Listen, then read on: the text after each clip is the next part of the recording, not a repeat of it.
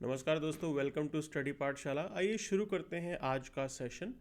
तो आज के सेशन में हमारे यहाँ पे 5 जो मेजर न्यूज़ हम कवर करेंगे। One is Ukraine piece initiative, देखते हैं इस पे क्या डेवलपमेंट हुई है, और मणिपुर वायलेंस से जुड़ी कुछ बातों को जानेंगे यहाँ पे। एक गवर्नमेंट का नया इनिशिएटिव है भीष्म, तो ये हेल्थ सेक्टर से रिलेटेड है। We will look into that कि ये एग्जैक्टली है क्या। एंड इश्यूज ऑफ डीलिमिटेशन, तो ऑलरेडी हमारे होम मिनिस्टर ने अनाउंस किया है कि हम लोग डीलिमिटेशन एक्टिविटी को कैरी आउट करेंगे। तो इसके बीच में समझा जाएगा कि क्या मुद्दे यहाँ पे बन सकते हैं, और वहीं यूएस ताइवान इक्वेशंस कैसी चल रही हैं। सो ये हमारे प्राइम 5 टॉपिक्स होंगे। सो आइए शुरू करते हैं आज का सेशन। और फ्रंट पेज पे अगर आप देखेंगे, so Zelensky call for truce after Trump halt military assistance. Okay, so ये अब यूनाइटेड स्टेट्स ने जैसे ही स्टॉप की जो एड मिल रही थी, इमीडिएटली जो है वहाँ से रिएक्शन आ गया है। एंड रियलिटी इज़ दिस, बिना यूनाइटेड स्टेट्स के यूक्रेन ये वॉर कंटिन्यू भी नहीं कर सकता है। तो ये हकीकत वो जानते हैं, ये हकीकत वो समझते हैं। बट सवाल ये है कि फॉर हाउ लॉन्ग, क्या इस डील के अंडर अब सीज फायर को एक्सेप्ट किया जाएगा, इसको लेके अभी तक क्लैरिटी नहीं है। So there are lot of things that we have to wait and watch. अभी तक क्लैरिटी आई नहीं है कि किस चीज़ को लेके जेलेंस्की जो है वो रेडी हो गए हैं। तो एक चीज़ है, क्या वो मिनरल डील करना चाहते हैं, that is one thing which is there. Okay, अगर मिनरल डील करते हैं तो यूएस की तरफ से पैसा मिलेगा, फंडिंग आएगी, and this war can further continue. तो उसकी वजह से जो है ये वॉर आपका जो है ये आगे तक कंटिन्यू रह सकता है। देखो, ये रियलिटी यही होती है, किसी ने ये प्रेडिक्ट नहीं किया था कि 3 इयर्स तक जो है ये लड़ाई चलती रहेगी। And this is threatening the whole world, you can say, because Trump ने सही बात बोली है कि भाई वर्ल्ड वॉर 3 होने का डर है। ठीक है, आप रशिया जैसे कंट्री के साथ इस पर्टिकुलर वॉर में इंडल्ज्ड हैं। Chances to gain is really very less, बहुत ही कम चांस है कि यूक्रेन वापस जो है गेन कर जाएगा। तो एक तो पहला पॉइंट ये है। ठीक है, दूसरी चीज़, ट्रम्प ने एक चीज़ और हाईलाइट की थी कि भी there is shortage of man power, कि आपके पास जो है आर्मी ट्रेंड नहीं है। तो जब अगर आपकी आर्मी ट्रेंड नहीं है तो how are you going to sustain, आप इस वॉर को कंटिन्यू कैसे करेंगे। सो ये एक सवाल यहाँ पे उठाया। फिर उन्होंने एक चीज़ ये भी बताई कि भाई इस पर्टिकुलर खेल के अंदर हमारे 350 बिलियन डॉलर जो है वो तकरीबन लग चुके हैं, और इसके बाद भी कोई डिसाइसिव कंक्लूजन आने का चांस अभी नहीं है। तो ऐसे में लड़ाई कंटिन्यू ही क्यों करनी है। So these are the questions, valid questions that were raised by United States. बिल्कुल सही बात है इसके अंदर। ओके, तो आज अगर आप देखेंगे तो ये जो वॉर का एम्बिट है, मतलब ये पिंक वाला एरिया ऑलरेडी रशिया ने कवर कर लिया है, and there is this pocket जिसके अंदर यूक्रेन ने थोड़ा सा इंट्रूजन किया था, रशियन टेरिटरी में जो है ये लड़ाई चल रही है। सो ये सारी चीज़ आज इस पूरे पूरे डिबेट के अंदर बन रही है। लेकिन बात ये है, देखो एक अनदर पर्सपेक्टिव भी है। अब हम चलते हैं 1938 के अंदर। 1938 में म्यूनिक एग्रीमेंट साइन किया गया था between Germany, Britain, France and Italy. और इस एग्रीमेंट के अंदर क्या चीज़ ऐड की गई थी कि नाजी जर्मनी को अलाउ किया गया था कि आप सुडेंटलैंड एरिया को अपने कब्जे में ले लें। तो ये सुडेंटलैंड बेसिकली जर्मन स्पीकिंग पॉपुलेशन थी, और ये चेकोस्लोवाकिया का पार्ट हुआ करता था। ठीक है, तो जर्मनी ने इसको अपने कब्जे में ले लिया। अच्छा, अब इस पर्टिकुलर एरिया को देखेंगे जो ईस्टर्न पार्ट ऑफ यूरोप है, मतलब मैं आपको पैरेलल्स ड्रॉ कर रहा हूँ यहाँ पे भी, कैसे सिनेरियो सेम सा है। तो यहाँ पे भी जो है रशिया ये कहता है कि रशियन स्पीकिंग पॉपुलेशन है, तो मतलब सिमिलैरिटी हो गई एक तरीके से। और दूसरी चीज़ यहाँ पे इन्होंने एक और पॉइंट बताया कि भाई देखिए, अब आपने एक बार किसी अग्रेसर को एक्सेप्ट कर लिया, उस टाइम पे भी ये जो जर्मनी, यूके, फ्रांस, इटली थे, why did they accept? They accept to avoid war. ठीक, कि वो वॉर को अवॉइड करने के लिए उन्होंने ये किया था। और आज की डेट में भी वॉर क्योंकि अवॉइड करना चाहते हैं बाकी यूरोपियन पावर्स और world powers, so they are somehow accepting the aggression of Russia. Now past के अंदर हिटलर वहाँ पे रुका नहीं था, उसके बाद उन्होंने पहले चेकोस्लोवाकिया को पूरा अपने कब्जे में लिया, and after that they move to rest of the, you can say, European areas. तो वहाँ से वर्ल्ड वॉर 2 की शुरुआत हुई थी। तो इस चीज़ को बोला जाता है पॉलिसी ऑफ अपीजमेंट, कि भी उस टाइम ये जो पॉलिसी ऑफ अपीजमेंट है वो फेल हो गई थी। और आज की डेट में the way you can say things are moving ahead, Trump is ready to negotiate it with Russia. और क्यों नेगोशिएट करना चाहते हैं रशिया के साथ? Just to avoid war. Same scenario है, वॉर को अवॉइड करना। ठीक, चीज़ें कुछ भी अलग नहीं है इसके अंदर। अब ये एक अपने आप में समस्या बन रही है। तो how things will be proceeding from here onwards, we have to wait and watch कैसे चीज़ें बदलेंगी। और ये आगे बात बन रही है।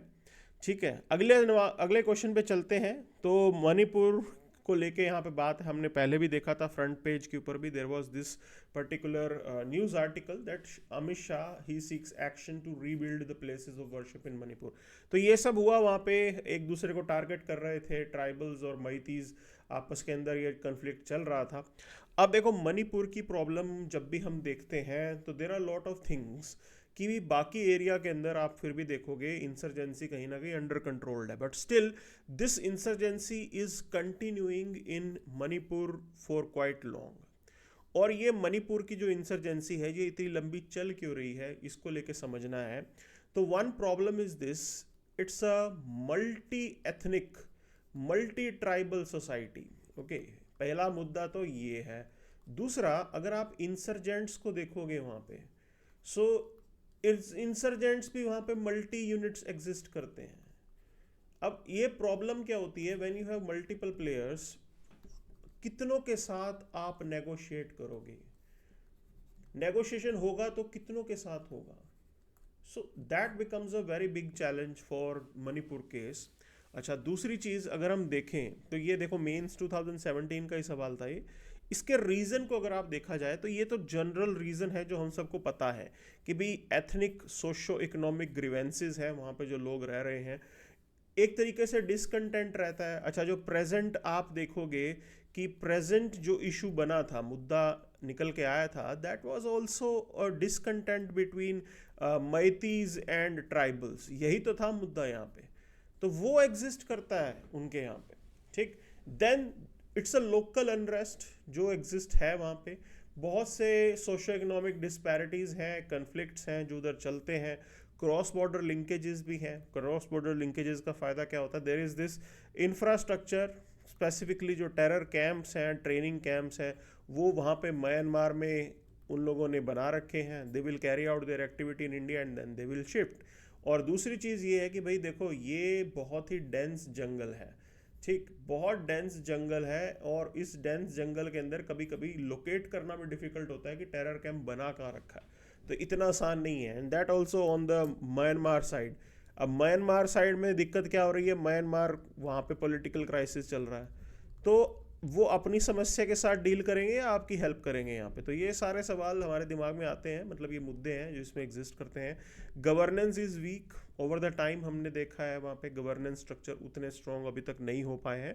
It is going to take time. और गवर्नेंस वीक का तो आपने अभी एग्जाम्पल देखा ही होगा कि रिसेंट क्राइसिस में क्या हो रहा था। Where was Manipur administration? कहीं विजिबल ही नहीं था। Okay, and then this porous border, insurgent groups आते हैं, क्रॉस करके चले जाते हैं। पॉलिटिकल इश्यूज बहुत सारे चल रहे हैं। अब देखो ये मैतीज और ट्राइबल्स का जो मुद्दा था, that was also political issue, और ये तब से लेके अब तक चलता जा रहा है, इसका कोई सोल्यूशन नहीं निकाल रहा। देखो ये हमारे यहाँ पे ना एक बहुत बड़ी दिक्कत है कि आप मेन इशू का सोल्यूशन निकालते ही नहीं है। जिससे जो प्रॉब्लम शुरू हुई थी उसके बारे में आज कोई बात ही नहीं कर रहा है, तो हमें लगता है कि शांति हो गई एंड दैट्स इट। ठीक, चलिए आगे बढ़ते हैं। India hits the target maternal mortality rate of 100 deaths पर लाख लाइव्स। ओके, सो ये इन्होंने बताया है कि अच्छी चीज़ है, यहाँ पे हमने टारगेट अचीव किया है। लेकिन इस पूरे इसमें जो हमारा एग्जाम सेंट्रिक कंटेंट हम निकालेंगे, देर इज़ दिस इनिशिएटिव जिसको बोला जाता है भारत हेल्थ इनिशिएटिव फॉर सहयोग, हित एंड मैत्री। तो देखिए ये प्रोजेक्ट आरोग्य मैत्री का पार्ट है। ठीक है, अब इसके अंदर हमने किया क्या है, भीष्म है क्या? सो ये आप देख सकते हो, ये एक तरीके से पोर्टेबल हॉस्पिटल सिस्टम हमने डेवलप किया है यहाँ पे। तो ये इंडिया का एक बहुत बढ़िया आइडिया है, जिसके अंदर होता क्या है कि आप 12 मिनट के अंदर एक हॉस्पिटल सेट कर सकते हो नया। आपके पास इक्विपमेंट और जितना भी जो बेसिक इंफ्रास्ट्रक्चर है, मुझे जो भी चाहिए वो आपके पास अवेलेबल होगा। And these are in the forms of mini cubes बना रखे होते हैं ये। तो ईजिली आप इसको ट्रांसपोर्ट भी कर सकते हो। इसके अंदर मेडिसिन, इक्विपमेंट, डॉक्टर के बैठने की जगह, पेशेंट्स को एड्रेस करने की सारा अरेंजमेंट जो है हमने एक इको अरेंजमेंट हमने यहाँ पे डेवलप किया है, ठीक है। और स्पेसिफिकली ये हेल्प क्या करता है, मान लो कोई डिज़ास्टर हो गया तो वहाँ पे it is going to be a big help. अच्छा, हमने ये यूक्रेन को भी दिया था कि वॉर चल रहा है यहाँ पे, आपको फील्ड में मान लो इनकी ज़रूरत पड़ जाए तो you can use it, because at the and एक गोल्डन आवर होता है इमरजेंसी का, जहाँ पे इस टाइप की हेल्प अगर मिल जाए तो बहुत बहुत जिंदगियाँ बचाई जा सकती हैं। सो that is what it is, you can से फैसिलिटेटिंग। अच्छा, आप इनकी बात करेंगे तो हैंड कैरी आप इनको कर सकते हो, इजीली ट्रांसपोर्टेबल कंपोनेंट्स होते हैं, आप इनको एक बार ले जाइए और वहाँ पे जाके एक बार फिर जोड़ दीजिए, एंड देन ड्रोन से भी ट्रांसपोर्ट हो सकते हैं। तो मतलब आप कहीं पे भी इंटीरियर्स में इसको लेके जा सकते हैं, and it's a very good, you can say effective hospital system that we have developed here. Okay, so ये है पूरी बात इसकी। अच्छा, अब अगले पे चलते हैं, that is related to the issue of delimitation. Now before moving ahead let's look into the news, कुछ छूट तो नहीं गया है यहाँ पे। तो ये देखो मणिपुर वाली चीज़ ही चल रही है, and this is the point. Okay, other than this on this page, इस पेज पे तो कुछ खास बात हुई नहीं है, पॉलिटिकल न्यूज़ हम कवर करेंगे नहीं, बिकॉज एग्ज़ाम के लिए उसमें कम ही कुछ निकलता है, ठीक है। अब बात को आगे चलते हैं, एंड टॉकिंग अबाउट दिस ये हमने कवर कर ही लिया था। ओके, तो अच्छा चलिए, तो दिस इज़ एरियाज़ जो हमने यहाँ पे देख लिए हैं। अच्छा, मोदी जी घूमने गए हैं तो ये चलो ठीक है, वो तो जाते ही हैं, बट उसके अंदर एग्ज़ाम सेंटर हम कुछ नहीं निकाल पाएंगे। ओके, अच्छा, अब ये एक चीज़ इन्होंने यहाँ पे पॉइंट आउट की है, तो he is a former US assistant secretary of, you can say, commerce. He is pointing out few things. He's saying that Trump world may be uncertain but India can find opportunities in global supply chain. Okay, बिल्कुल। देखो, ये जो disruption होगा ना, उसका फ़ायदा हमें हो सकता है। मतलब सोच के देखो, ट्रंप ने टैरिफ हाइक किसके ऊपर लगाया? चाइना के ऊपर, ठीक। अब कोई कंपनी एक्स है, वो अभी चाइना से ऑपरेट करती थी, now x can establish a unit in India और इंडिया से एक्सपोर्ट करेगी यूएस को। ना, this is also the possibility, this is also the business. तो बहुत सी कंपनीज इस चीज़ को भी समझ रही होंगी कि भाई अगर चाइना के साथ रहेंगे, वहाँ पे इन्वेस्टेड रहेंगे, तो बड़ी मार्केट, यूएस की मार्केट बहुत बड़ी है, they will lose out on that, so why not, you can से डाइवर्सिफाई। और ऑलरेडी कंपनीज जो हैं वो डाइवर्सिफिकेशन के ऊपर चल ही रही हैं आगे, सो दैट इज़ द आइडिया। अब बेल्जियम के साथ हम लोग टाई अप कर रहे हैं, और हम लोग टैंक्स के कुछ इक्विपमेंट्स बनाएंगे यहाँ पे, and it is going to be a good thing. बहुत बढ़िया चीज़ है ये। देखिए, टेक्नोलॉजी जब तक आपके पास आती है बहुत अच्छा रहेगा, and we will keep on learning new things, चीज़ें नई नई सीखते रहेंगे, बढ़िया रहेगा सिस्टम। चलिए, so moving with this point here. अच्छा, अब इसके अंदर इन्होंने कहा है कि डीलिमिटेशन का मुद्दा, डीलिमिटेशन की पहले बात करते हैं कि होता क्या है। सो बेसिकली जो आपके यहाँ पे सीट्स होती हैं, या आप देख लीजिए लोकसभा की सीट हो गई या आपकी लेजिस्लेटिव असेंबली की सीट हो गई, सो ये इन प्रोपोर्शन टू पॉपुलेशन हम लोग इसको सेट करते हैं कि भाई इतने लोगों को रिप्रेजेंट करने के लिए एक लोकसभा का एमपी होगा, इतने लोगों को रिप्रेजेंट करने के लिए एक लेजिस्लेटिव असेंबली का एमपी होगा, मतलब जो भी नंबर आता है। Now population is going to increase, ये तो इंक्रीज होगा ही होगा, ठीक।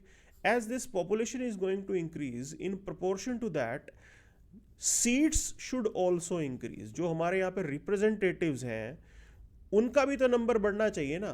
तो उस चीज़ को लेके यहाँ पे ये पॉइंट उठाया है इन्होंने कि रिप्रेजेंटेटिव्स जो है उनका नंबर भी इंक्रीज हो, वो कैसे फैसिलिटेट होगा।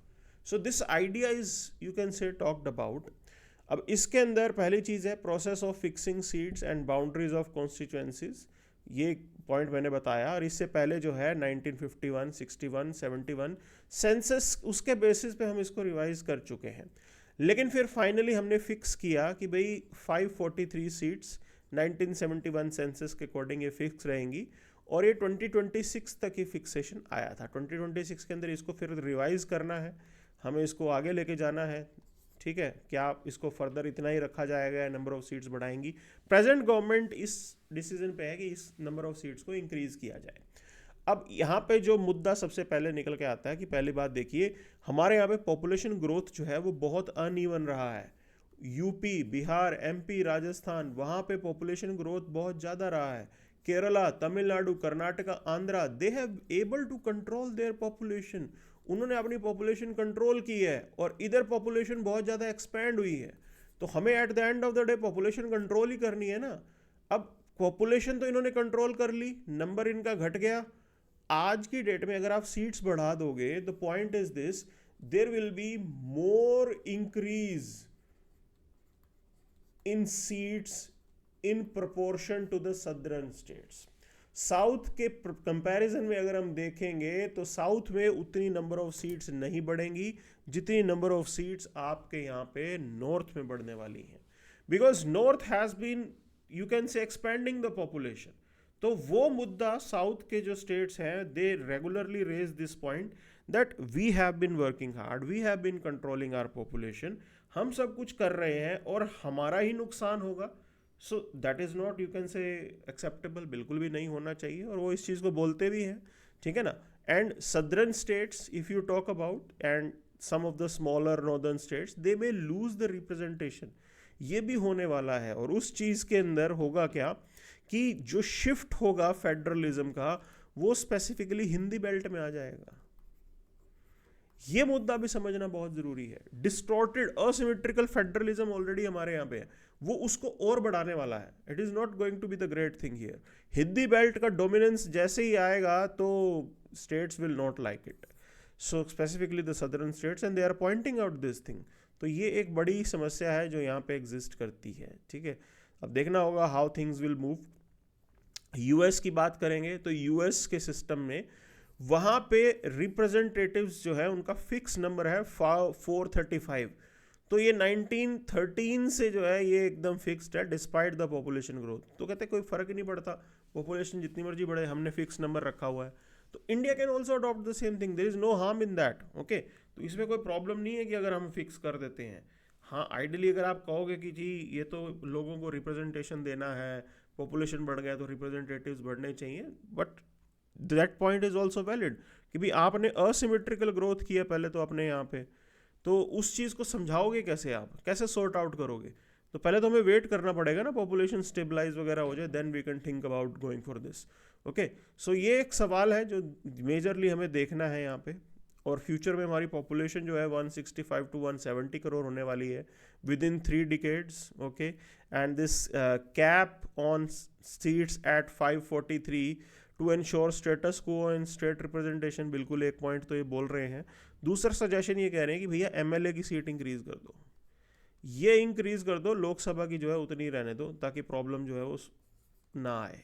तो एमएलए वाले बात तो बिल्कुल ठीक है, वो तो की जा सकती है, उसमें साउथ के स्टेट्स को भी प्रॉब्लम नहीं होगी, ओके, बिकॉज उसके अंदर रीजनल इम्बैलेंस नहीं होगा ना। एमपी का जो नंबर है वो भी उतना ही रखिए आप, बिकॉज यूएस में अगर if they can go ahead with this type of model, why can't be, कोई दिक्कत ही नहीं है ना इसमें, उनका भी तो सिस्टम चल ही रहा है, तो हमें भी कोई दिक्कत नहीं होगी।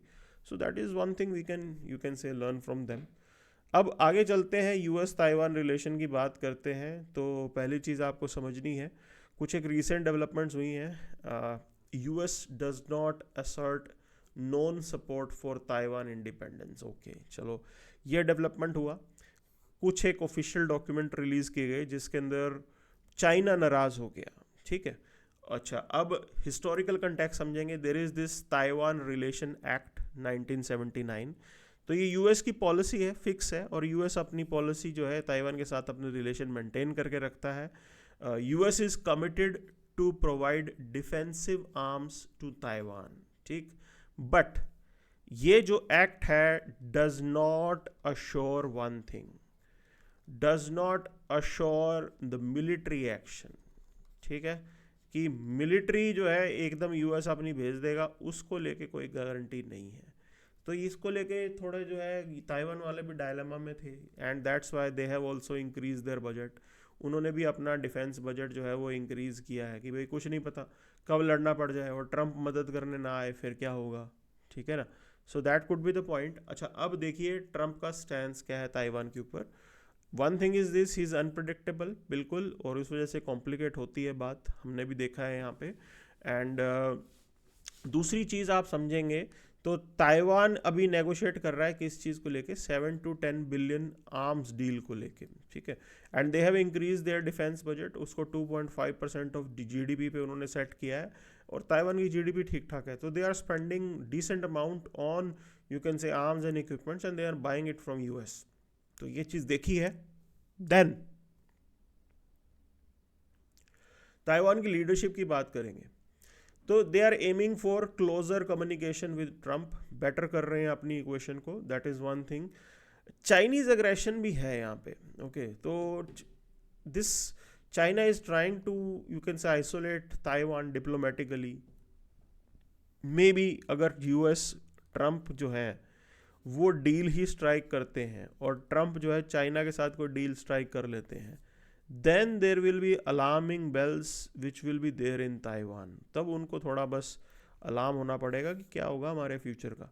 सो then there will be a challenge, okay. But उस चीज़ को नकारा नहीं जा सकता ना, तो वो मुद्दा तो अभी भी चल रहा है। अगर उनकी प्रॉब्लम सॉर्ट आउट होगी यूएस और चाइना की, तो फिर तो ताइवान, मुझे लगता नहीं है कि मतलब China will be more active in you can से क्रिएटिंग ट्रबल विद ताइवान, तो वो चीज़ हमें देखने को मिलेगी। बट जब तक नहीं होता तब तक तो this is the situation in Taiwan, they are now happily spending money on their defences. तो आगे देखिए, इनकम टैक्स बिल आया 2025 का, तो इसके अंदर ये एडिटोरियल है which is Poynting about few things. He saying that कोई बड़ा चेंज इस पर्टिकुलर एक्ट के अंदर नहीं किया गया है। इनकम टैक्स एक्ट को इसीलिए लाया गया है because we want to you can say simplify the system. आप जो है सिंप्लीफाई करना चाहते हैं, किस चीज़ को सिंप्लीफाई करना चाहते हैं, you want to simplify the tax filing, okay? So that is what the reason for which we have been able to you can say come up with this law। लेकिन उन्होंने कहा कि कुछ खास इन्होंने चेंजेस नहीं किए हैं, बस थोड़ी बहुत चीज़ें इन्होंने इधर उधर की हैं। So there is this another editorial talking about India UAE aviation partnership। The point is this, he is saying that people are traveling to Dubai, काफ़ी लोग जो है दुबई जा रहे हैं, इन्वेस्टमेंट भी हो रहा है इंडिया से यहाँ पे, ठीक है। तो ये भी हमें देखने को मिला है। Even when I am sitting in Chandigarh, यहाँ से भी लोग जो है इन्वेस्ट कर रहे हैं। There is this real estate का यहाँ पे एक सेमिनार हुआ था, दुबई वाले आए थे कि फ्लैट ले लो हमारे यहाँ पे। तो these are things that are happening here. तो इंडिया तो अच्छा चल रहा है इसके अंदर, okay. And we do have a working comprehensive economic partnership, आपका सिस्टम भी अच्छा है। और दूसरी चीज़, there are more you can say connectivity that we are exploring here. Dubai की फ़्लाइट्स जो हैं वो बहुत टियर टू चंडीगढ़ जैसे सिटी से भी चल रही हैं। So we have been able to you can say establish good equation with Dubai, अच्छा चल रहा है system. And they also recognise this point कि भी इंडिया बढ़िया है, अच्छी इकॉनमी है, ठीक ठाक आराम से रहते हैं, किसी को इंटरनल मैटर में इंटरफेयर नहीं करते, पॉलिटिक्स में इनको इतना कोई लेना देना नहीं होता, तो बस इनके साथ ट्रेड करो एंड ट्रेड के थ्रू अपनी इक्वेशंस को बेटर करो, that is what they are doing. तो वही चल रहा है हमारे सिस्टम के अंदर and it's a good thing, कोई दिक्कत इसके अंदर एज सच नहीं है, ठीक है। सो that is one point here. चलिए आगे चलते हैं, मूविंग अहेड। अच्छा, इसके अंदर देखो आर्टिफिशियल इंटेलिजेंस सेफ्टी को लेके एक और चीज़ बताइए। तो they are saying that we should also come up with India's AI safety institute, okay. अब देखो ये हो क्या रहा है कि globally there is this trend which is there, multiple countries they are establishing the safety institutes, क्योंकि उनको समझ में आ गया कि फ्यूचर तो AI है, लेकिन AI का जुडिशियस यूज़ होगा तभी जाके सिचुएशन और मतलब आप इसको ढंग से इसके बेनिफिट्स को ले पाओगे। अगर मिस यूज़ होगा तो नुकसान होगा। तो for that you need to carry out lot of research and कैसे इसको इंडस्ट्री फ्रेंडली बनाया जाए, वो चीज़ यहाँ पे बताई गई है, ठीक है। So it's a good thing, अच्छा है कि हम भी ऐसा कोई इंस्टीट्यूट बनाए। ग्लोबल ट्रेंड है, आप इसी आंसर के अंदर ये लिख लेना बस। अब देखो, देर is this Wallace line which explains the difference in species across continents, कि भी देखियो अलग अलग कॉन्टिनेंट्स के अंदर अलग अलग स्पीशीज क्यों मिलते हैं, तो उस चीज़ को लिखते हुए एक ये वेलेस लाइन एक लाइन है। So there was this English naturalist Alfred Russel Wallace, जिन्होंने ये नोटिस किया था, ऑब्जर्वेशन इन्होंने की थी कि भी ऐसे देखा गया है कि अलग अलग एरियाज़ में अलग अलग स्पीशीज़ मिलते हैं, तो ऐसा क्यों होता है। उस चीज़ को जस्टिफाई करने के लिए ये वेलेस लाइन उन्होंने, एक हाइपोथेटिकल लाइन है, रियलिटी में नहीं होती, हाइपोथेटिकल लाइन एक थियोरी के तहत उन्होंने यहाँ पे डिवाइस की थी कि इसके आगे जाएंगे तो फिर इतने नंबर ऑफ स्पीशीज़ आपको देखने को मिलेंगी। That is what they pointed out, okay. तो चलते हैं आगे। यहाँ पे जो मेजर खबर हमें देखनी है, तो इसके अंदर हमें नेक्स्ट पेज पे जाना पड़ेगा। हाँ, this is the news here. So there is this call for grow to revive the conscription. अब देखो जर्मनी के अंदर ये चीज़ आना, ये देखो वर्ल्ड वॉर टू के बाद these are the developments that are happening there, ठीक है। कॉन्स्क्रिप्शन वहाँ पे लगाई जा सकती है, and not just that, multiple European countries they are thinking about conscription. Conscription का मतलब होता है कंपल्सरी मिलिट्री सर्विस, ठीक। आप उस देश के नागरिक हो तो आपको मिलिट्री में सर्व करना ही करना पड़ेगा, कोई भी आपका स्टेटस हो यहाँ पे। तो हमें पता है साउथ कोरिया के अंदर भी कंस्क्रिप्शन है, हमें पता है नॉर्थ कोरिया के अंदर भी कंस्क्रिप्शन है, हमें पता है इसराइल के अंदर भी कंस्क्रिप्शन है। जहाँ जहाँ पे भी जो डिस्प्यूटेड एरियाज में कंट्रीज हैं वो लोग कंस्क्रिप्शन मेंटेन करते हैं।